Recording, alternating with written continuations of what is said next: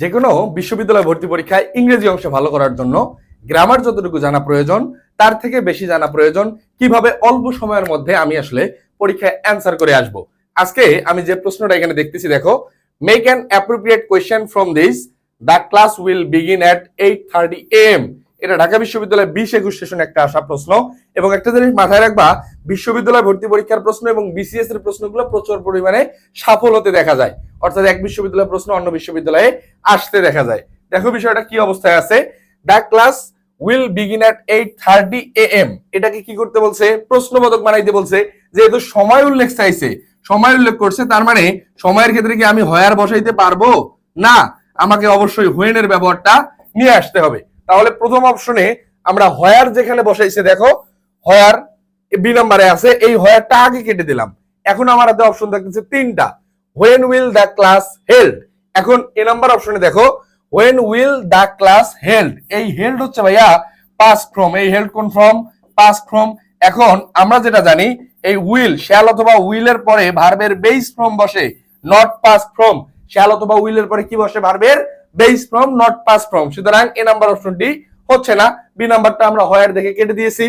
C number অপশনে যে জিনিসটা আছে when the class will begin, এখানে মেইন যে ফ্যাক্টরটা, এই WH ওয়ার্ড থাকলে, WH ওয়ার্ড থাকলে এর পরবর্তীতে আমাকে নিয়ে আসতে হবে হচ্ছে অক্সিলারি, এর পরবর্তীতে আমাকে নিয়ে আসতে হবে হচ্ছে অক্সিলারি ভার্ব। এর পরবর্তী অংশে কি নিয়ে আসতে হবে ভাইয়া? অক্সিলারি ভার্ব, এরপরে সাবজেক্ট প্লাস মেইন ভার্ব।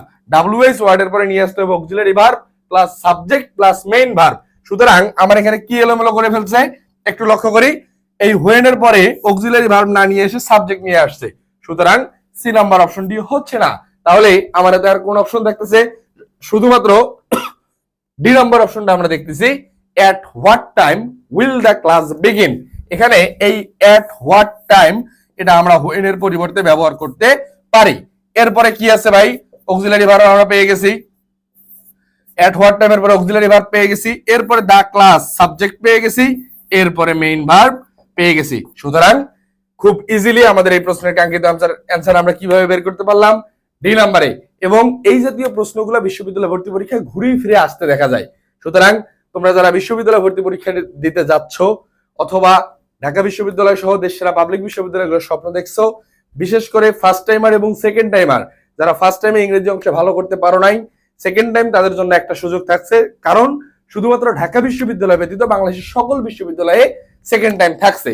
তোমাদের উদ্দেশ্যে আমার টার্গেট ডিউ ইংলিশ কোর্স, তোমরা যারা ঢাকা বিশ্ববিদ্যালয়ের স্বপ্ন দেখছো তাদের জন্য টার্গেট ডিউ ইংলিশ কোর্স নিয়ে এসেছি, এবং খুবই সমৃদ্ধ ফিচার নিয়ে, যেখানে গ্রামার, ভোকাবুলারি, টেক্সট বুক এবং রিটেনের পূর্ণাঙ্গ কম্বিনেশন মাত্র 490 টাকায়, মাত্র 490 টাকায় আমি এই কোর্স ফিটা রেখেছি সকলের আর্থিক অবস্থা বিবেচনা করে, যাতে করে দেশের প্রত্যন্ত অঞ্চলের শিক্ষার্থীরাও এই কোর্সে এনরোল করতে পারে।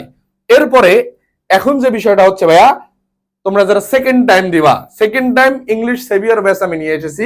সেকেন্ড টাইম শুধুমাত্র ঢাকা বিশ্ববিদ্যালয় ব্যতীত সকল বিশ্ববিদ্যালয়ে পরীক্ষা দেওয়া যাচ্ছে, তাদের জন্য গ্রামার, ভোকাবুলারি এবং টেক্সট বুকের পূর্ণাঙ্গ কোর্স যে ফি, এই কোর্স ফিটা রাখছি আমি মাত্র 650 টাকা।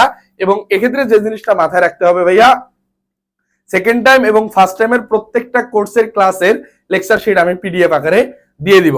ভর্তি সংক্রান্ত যোগাযোগের জন্য এই নাম্বারে তোমরা যোগাযোগ করতে পারো 01934079635, অথবা আমার ফেসবুক আইডি অথবা ফেসবুক পেজে যোগাযোগ করতে পারো। বিশ্ববিদ্যালয় ভর্তি পরীক্ষার ক্ষেত্রে ইংরেজির যে ভীতি, এই ভীতি দূর করাই আমাদের প্রধান লক্ষ্য। দেখা হবে বিজয়ে, দেখা হবে তোমার স্বপ্নের বিশ্ববিদ্যালয় ক্যাম্পাসে ইনশাআল্লাহ। আল্লাহ হাফিজ।